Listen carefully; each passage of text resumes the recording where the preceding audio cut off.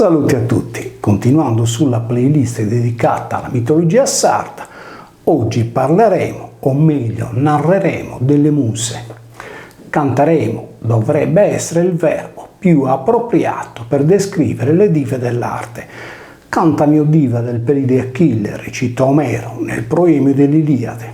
La diva del canto richiamata nel poema epico potrebbe essere verosimilmente la titane Mnemosyne, che figlia di Urano e di Gea, in unione con Zeus, aveva generato le 9 muse, Clio, Talia, Eratò, Euterpe, Ploulimnia, Calliope, Tersicore, Urania e Melpomene.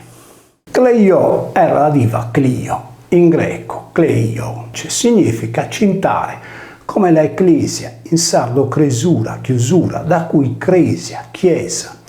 Secondo la mitologia, la musa Talia era stata creata da Apollo ed era madre dei Corubantes. Questa voce era legata al Chorus, l'elmo cornuto dei Sarti, che idealizzava la costellazione del Toro. Tale elmo era portato da Dionisio e Dione durante le iniziazioni. I Corubantes, considerati figli di Apollo e di Italia, inscenavano danze in occasione delle feste del sole durante il solstizio d'inverno. Esicchio, intorno al significato di Talos, dice che deriva dal sole. Zeus Talaios era infatti in Creta il dio del sole.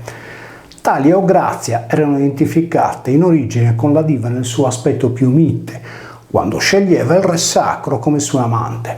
Omero parla di 2 grazie, Pasitea e Cale. A quanto pare i loro nomi derivano da 3 parole, Pasi, Tea, Cale, la dea che è bella per tutti gli uomini. Le carite in greco antico, charites, corrispondono alle grazie nella mitologia romana. In seguito le grazie furono onorate come una triade. Secondo Pausania, infatti, le muse, dive dei monti, rappresentavano la triplice dea nel suo aspetto orgiastico. Esiode le dice figlie della madre terra dell'aria e riporta i loro nomi. Efrosine la gioia, Eglae lo splendore, e Talia la prosperità. L'olmo era il simbolo delle grazie, dunque dell'amore coniugale e dell'amicizia. L'olmo era l'albero sotto il quale pregavano le vergini spose o bhajanas per chiedere la fecondità. Un tempo l'olmo veniva piantato davanti alle chiese per buon auspicio di vita prosperosa e per esorcizzare il male. Gli antichi greci attribuivano all'olmo la magica facoltà di ospitare i sogni. Virgilio scrive alcuni versi in merito.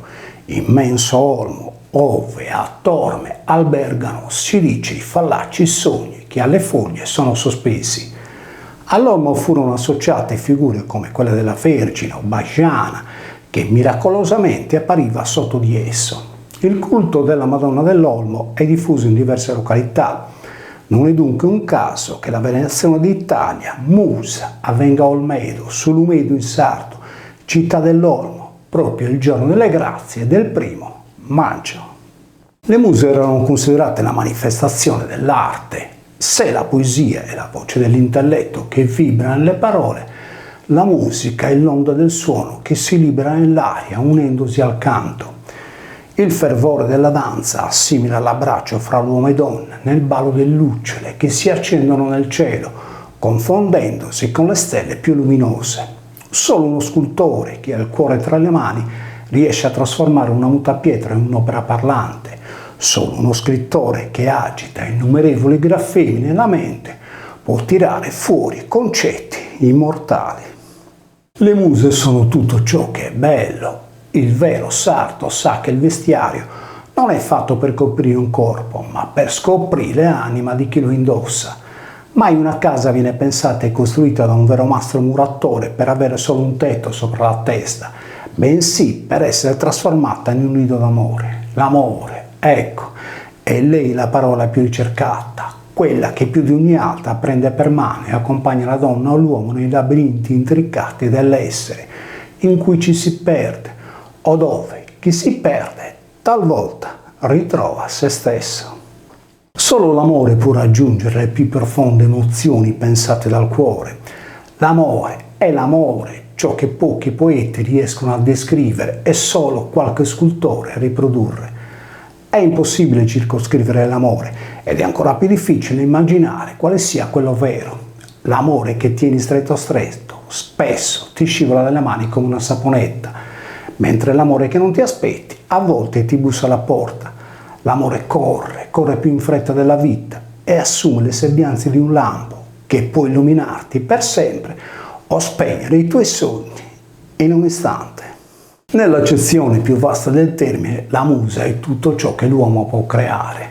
La musa si manifesta nella poesia, nella musica, nella danza, nel canto, nella scultura, nella scrittura e più in generale nei costumi sociali. Il nome mnemosine, quello della Titanide, è scritto in greco mnemosune. Il prefisso mne si rifà al greco mneia, che vuol dire ricordanza, memoria o menzione. Per questo la dea è associata al mnemonico, il senso utilizzato dai poeti o dai letterati per comporre le loro opere. Mosune o mousa però non è un termine greco, poiché in tale lingua non ha un significato intrinseco e traduce con i suoi derivati come ad esempio museion, tempio sacrario, sede delle muse, qualcosa che è sempre legata alla musa. Anche il colle di rimpetto all'Acropoli di Atene era chiamato Museion, molto probabilmente perché è dedicato alle muse. Dal momento che fin dall'antichità in Sardegna si cantava, si ballava e si suonava, anche i sardi avevano il concetto di musa. Per descrivere il sema musa occorre fare una breve premessa linguistica. Prima che fossero applicati nella scrittura i grafemi gemelli, la consonante S all'interno di parola traduceva la nostra doppia S alveolare fricativa sorda, esempio passu, passo, il cui suono è riportato nell'alfabeto fonetico con il simbolo S. Al contrario, la S sonora, esempio pasu, riposo, il cui suono è trascritto nello stesso alfabeto con la Z, veniva indicata con il nesso D più I più vocale, esempio media uguale mesa. Nel nostro caso, musa deve essere letta musa. Sebbene con il tempo la consonante sorda si sia trasformata in sonora, come nell'esempio di musiche divenuta musica, la musa o la mus ha comunque generato termini che hanno conservato nella radice mus il suo vero segno legato alle arti e all'amore. La musa mnemosine, similmente alla bella donna raffigurata a seno nudo negli affreschi della Casa della Donna a Tera, in Santorini, l'arcipelago delle Cicladi, nell'atto di cogliere il fiore dell'amore o mussorge, è associata alla mammella, da cui Titanide. Il mussorgio è il nome sardo dato al mungitoio, simile al latino mulsorium, mentre il mussito è la mastite, ossia la malattia che colpisce la mammella. Il mussorgio è per questo anche il contenitore di latta o di zinco usato per la mungitura, dove la mussera è la pecora buona per mungere. Fa riferimento al latte, quello vegetale di alcune piante, la masticogna, la ticifera, un cardo spinoso detto in sardo tra gli altri mussulira. Il suo latte, tossico se ingerito crudo, era utilizzato in antichità pure come vischio per catturare gli uccelli. Nell'arte della tessitura, la mussola è un genere di tela delicata usata in altri tempi, ancora prima dei moderni pannolini, per la fasciatura dei neonati. La mussolina era la tela delle muse danzatrici che potevano colorare i loro leggiadri panni con la mussa, la miscela di erbe e tintorie prodotta fino a poco tempo fa nel Nuorese.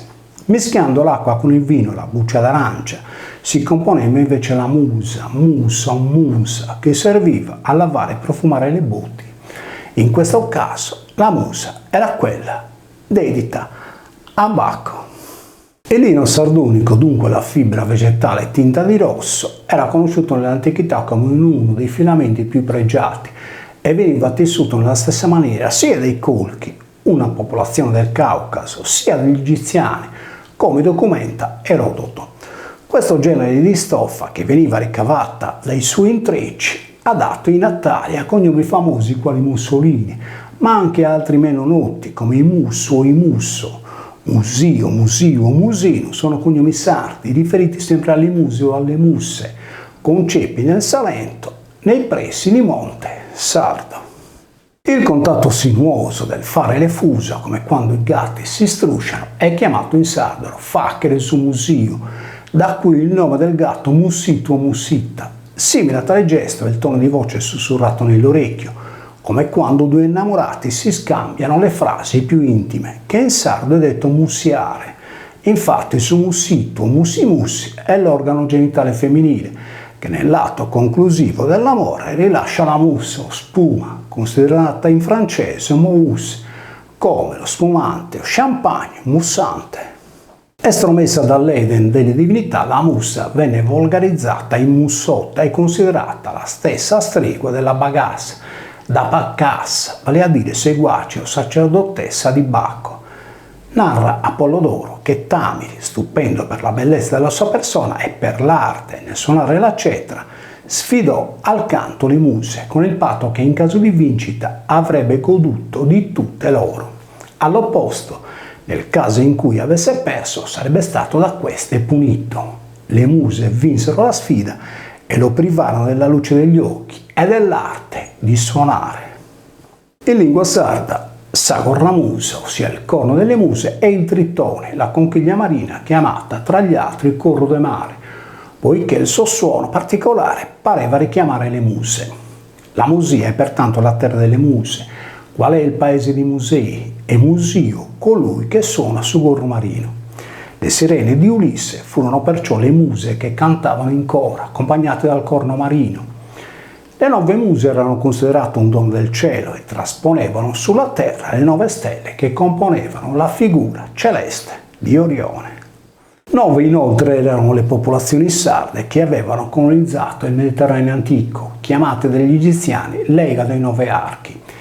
I sardi per large ribattezzarono alcuni territori dell'attuale Turchia con i nomi di Luchia, Licia, Lusia, Lidia e Musia, Misia, ossia l'alba, il tramonto e l'arte, una triade questa primordiale che ripercorre il ciclo della vita con la nascita e la morte, mette disposta all'inizio e alla fine dell'intermezzo cammino creativo dell'uomo, basato sull'arte delle professioni e nella ricerca dell'amore.